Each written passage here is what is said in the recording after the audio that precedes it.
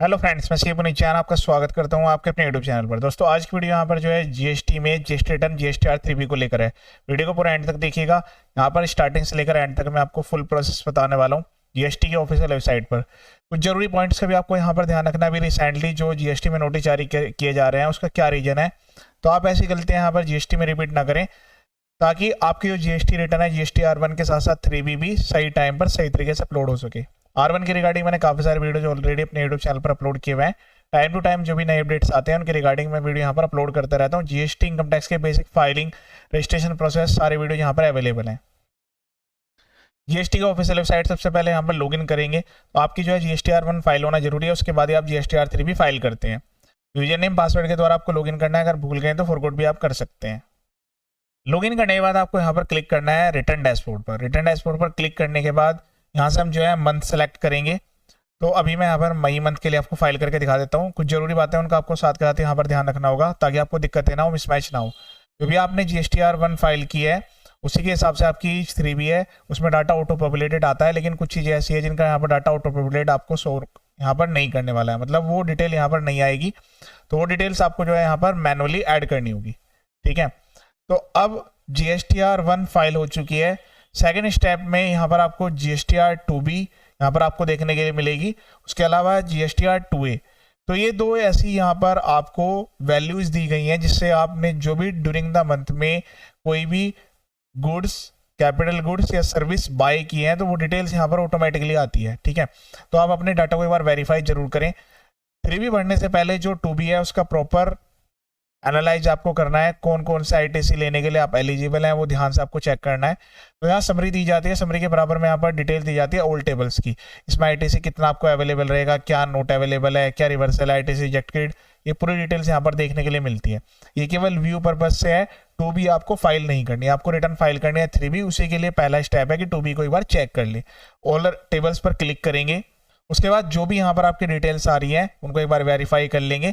इसमें आपके eligible ITC भी हो गए, इन एलिजिबल ITC, उनको सबको आइडेंटिफाई करना है। रिवर्सल कहाँ पर करना है 3B में वो मैं आपको बताऊंगा। उसके अलावा यहाँ पर अगर कोई RCM की लाइबिलिटी आ रही है उसको भी प्रॉपर्ली आपको चेक करना होगा कि कौन कौन सी RCM की लाइबिलिटी है, और उसको जमा भी करना होगा। ठीक है ना, तो हम यहाँ पर पूरी प्रॉपर सब चीजें वेरीफाई करेंगे। डिटेल्स को वेरीफाई करना है आपको। उसके बाद हम यहाँ पर फाइल करेंगे GSTR3B। प्रिपेयर ऑनलाइन पर क्लिक करना है। इसमें जो भी डाटा है वो ऑटो पॉपुलेटेड आता है। मोस्टली डाटा ऑटो पॉपुलेटेड है, लेकिन फिर भी कुछ डिटेल्स ऐसी है जो कि आपको यहाँ पर खुद फिल आउट करनी होती है। ठीक है, तो ये गलती मत करें, बाद में आपको नोटिस आए, प्रॉब्लम हो। बेटर है कि टाइम टू टाइम और सही तरीके से रिटर्न को फाइल करें। इस पेज को स्क्रॉल करना है। अब यहाँ पर आपको पहली टेबल देखने के लिए मिलेगी 3.1। इस पर हम क्लिक कर लेंगे तो जो आपने R1 में डाटा फीड किया था उससे ऑटोमेटिकली डाटा आता है। लेकिन अगर आपको कोई ऐसा लगता है कि वैल्यू यहाँ पर सही नहीं आ रही है, आपको करेक्शन करना है, तो GSTR1 करके 1A करके एक रिटर्न होती है। ये GSTR1 की रेप्लिका है, मतलब इसमें जो गलतियाँ हो गई है वो आप सही कर सकते हैं। एडिशनल डिटेल भी ऐड कर सकते हैं, अमेंडमेंट भी कर सकते हैं। ठीक है, तो वो आपको फाइल करनी होगी। ये फाइल होने के बाद फिर आप 3B फाइल करिएगा। अगर आपकी R1 सही है तो डायरेक्टली 3B भर सकते हैं। अब इसमें यहाँ पर जो डिटेल्स आती है वो आउटवर्ड टैक्सेबल सप्लाई के रिगार्डिंग, मतलब जो भी आपने सेल किया है उस पर सेल की वैल्यू और उसके जो रेट्स, IGST लग रहा है, CGST HST सब ऑटोमेटिकली आता है। जो भी आपकी जीरो रेटेड वैल्यूज है वो भी यहाँ पर ऑटोमेटिकली आती है।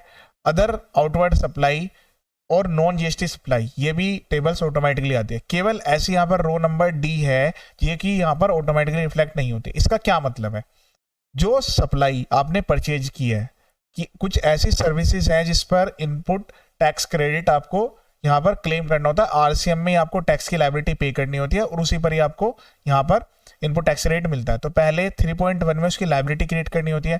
फॉर एग्जांपल आपका रेंट का एक्सपेंस है, ठीक है, तो रेंट के केस में भी स्पेसिफाइड केस है जहाँ पर एक बिजनेस पर्सन रेंट लेता है, किसी रेजिडेंशियल प्रॉपर्टी को यूज करता है, उस पर्सन के पास जो है GST नंबर नहीं है, तो आपको रिवर्स चार्ज मैकेनिज्म में टैक्स जमा करना होगा। ठीक है, जैसे फॉर एग्जांपल 20,000 रुपये का रेंट है तो उसका आपको देखना पड़ेगा कि वो सेम स्टेट का है दूसरे स्टेट का है। फिर उसके हिसाब से यहाँ पर आपको CGST HST लायबिलिटी आएगी। इस केस में सेम स्टेट का है तो 20,000 पे आपका 18% का टैक्स लगेगा, वो यहाँ पर आपको मैनुअली एंटर करना होगा। ठीक है, अगर ट्रांसपोर्ट का है वो भी यहाँ पर लेंगे, सिक्योरिटी के केस में भी हो सकता है। तो अलग अलग केसेस है, स्पेसिफाइड लिस्ट है, जहाँ पर RCM लगता है तो आपको चेक करना होगा। तो टेबल है 3.1.1, ये आपकी ई कॉमर्स सप्लायर्स के लिए होती है। सेम वही यहाँ पर उसी तरीके से जो डिटेल्स आपकी R1 से ऑटोमेटिकली फिल आउट होकर आती है, मतलब इसमें मैनुअली आपको कुछ भी एंटर नहीं करना, कुछ करेक्शन करना है तो 1A के थ्रू करेंगे। कन्फर्म पर क्लिक कर देंगे।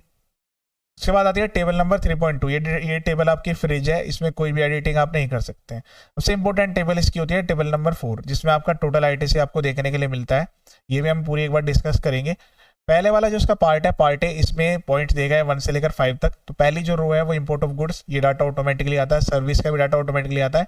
ये जो RCM की डिटेल है आपको मैनुअली यहाँ पर डालनी होगी। जैसे हमारे केस में RCM है 1800 रुपये, GST 1800 रुपये, SGST, तो जो भी आपका टोटल RCM है वो यहाँ पर आप मैनुअली क्लेम करेंगे। फिर उसके बाद बात करते हैं जहाँ पर IHT के प्रोविजन एप्लीकेबल है, तो उसका भी यहाँ पर ऑटोमेटिकली आता है। वो रिटर्न फाइल करेंगे तो डाटा ऑटोमेटिकली आएगा। टेबल नंबर जो इसकी 4 है, इसका जो पार्ट है उसकी रो नंबर 3 में डाटा ऑटोमेटिकली नहीं आता, ये आपको मैनुअली यहाँ पर फीड करना होगा। कुछ डाटा ऑटोमेटिकली आ सकता है जहाँ पर RCM सामने वाला पर्सन जैसे ट्रांसपोर्ट एजेंसी की सर्विस देता है और वो रजिस्टर्ड भी है, लेकिन उसने ऑप्ट कर रखा है कि टैक्स आप पे करेंगे, तब यहाँ पर ऑटोमेटिकली डाटा आ सकता है। जितना भी आपका बाकी ITC है, ऑल अदर ITC, जो कि आपका गुड्स का, सर्विस का, कैपिटल गुड का सारा यहाँ पर आपको देखने के लिए मिलेगा। ये तो टोटल ITC अब आपका आ गया। अब आपको उसमें आइडेंटिफाई करना है कौन सा ITC आपको रिवर्स करना है। तो टेबल नंबर 4 के पार्ट बी, टेबल नंबर 4 चल रही है, इसके पार्ट बी में अब ITC आप रिवर्स करते हैं। तो 2 तरीके का रिवर्सल होता है, एक तो परमानेंट रिवर्सल और एक टेम्परेरी वाला। परमानेंट का मतलब है कि इसमें से कुछ ऐसा ITC है जो कि आप क्लेम ही नहीं कर सकते रूल 38, 42, 43 के अकॉर्डिंग, या सेक्शन 17 सबसेक्शन 5 जो कि ब्लॉक ITC की बात करता है, वो यहाँ पर आपको लिख देना। फॉर एग्जाम्पल 1000 रुपये का यहाँ पर ऐसा ITC है जो कि इनएलिजिबल है, इस तरीके से हम यहाँ पर वैल्यू लिख देंगे। इस केस में तो ऐसा नहीं है, तो मैं भी इसको यहाँ पर डिलीट कर देता हूँ। बाकी कुछ ऐसा ITC है जो कि अभी आप रिवर्स कर रहे हैं, तो वो उसके लिए स्पेसिफाइड कंडीशन है, जैसे कि रूल 37 है, 37A की वजह से आप रिवर्स कर रहे हैं, section 16 section 2 close B C के रिगार्डिंग कर रहे हैं, तो वो यहाँ पर आपको एंटर करना है कि जो अभी आप रिवर्स कर रहे हैं लेकिन बाद में रिक्लेम करना चाहते हैं उसको, तो वो डिटेल यहाँ पर डाल देंगे आप। जब आप रिक्लेम करेंगे तो उस केस में रिक्लेम तो आपको यहीं पर ही करना है, लेकिन उसकी रिपोर्टिंग डी वाली टेबल में होगी। तो डी टेबल में 2 पॉइंट की रिपोर्टिंग होती है। एक तो ऐसा ITC जो कि इनएलिजिबल ITC है अंडर सेक्शन 16 सेक्शन 4 या POS रूल की वजह से, उसकी रिपोर्टिंग होती है। मतलब जो नेट ITC क्लेम करने के लिए आपको मिलेगा वो ये वाला मिलेगा। नेट ITC क्लेम करने का मतलब है जो भी आप गुड्स, सर्विस या कैपिटल गुड्स बाय करके आए हैं जिस पर आपने टैक्स दिया है, अब जो आपने सेल किया आउटवर्ड सप्लाई उस पर जो टैक्स है उससे लेस होगा। तो आपका अगर नेट टैक्स अगर पेबल आ रहा है तो उसका चालान बनेगा, चालान जमा करेंगे, और अगर ये ज्यादा है, सेल पे कम है, तो फिर ये आगे कैरी हो जाएगा। मतलब मंथ टू मंथ ये कैरी होता रहता है, ठीक है, एक्यूमुलेट होके।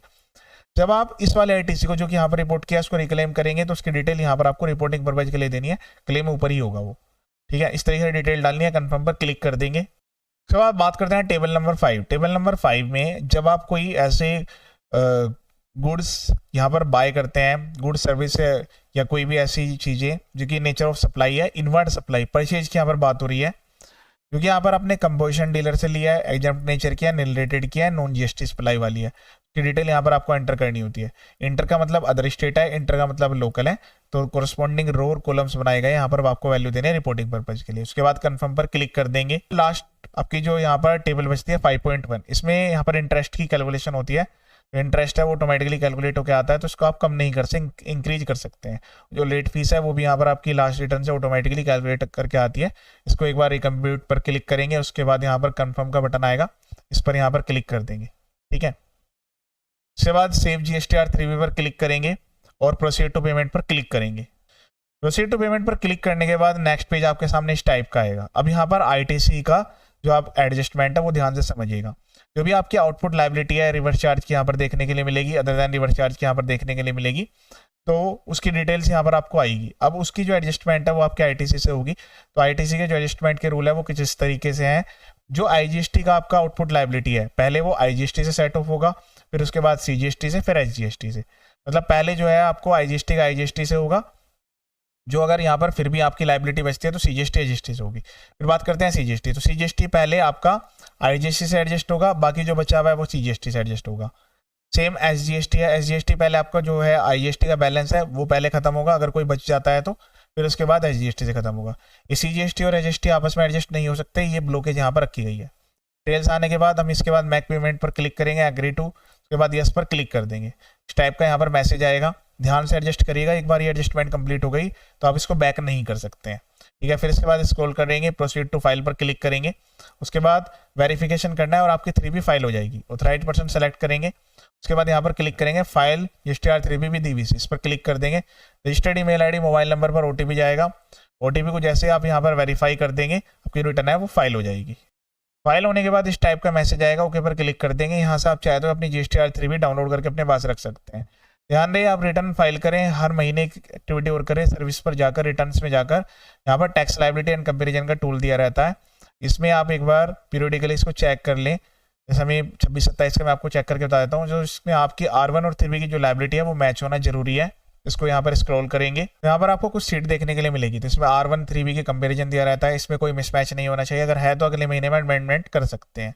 उसके अलावा यहाँ पर अलग अलग टेबल्स दी गई है, पॉइंट नंबर 1, 2, 3, 4, तो 4 में आपका ITC का जाता है, जो आपका रिकन्सिलेशन है वो मैच होना जरूरी है। अगर ये मैच नहीं हो रहा है तो इट मीन्स यहाँ पर आपको नोटिस आने के काफ़ी ज़्यादा चांसेस है। तो जो ये टेबल्स यहाँ पर दी गई एज ए टूल, आप इसको यूज करें। अगर कोई यहाँ पर मिसमैच आ रहा है तो जो भी पार्टी है उसको एक बार इन्फॉर्म करें, डाटा को करेक्ट कराएं, और फिर जिस मंथ में आप यहाँ पर 2B के अकॉर्डिंग क्लेम करने के लिए एलिजिबल है उसी में क्लेम करें, ऐसा नहीं कि मैनुअली डालकर आपने ITC को क्लेम कर लिया। तो ये था लेटेस्ट वीडियो। इसके अलावा बाकी अदर वीडियोज भी आप एक बार देख सकते हैं। चैनल पर बस फुल्ली एजुकेशनल है, यहाँ पर हर टाइप के नोटिस के रिप्लाई और अगर ऑर्डर जारी हो गया तो अपील कैसे फाइल करनी है, उन सबके ड्राफ्ट फॉर्मेट्स भी वीडियो का डिस्क्रिप्शन में अवेलेबल है। ये वीडियो देखने के लिए थैंक यू सो मच।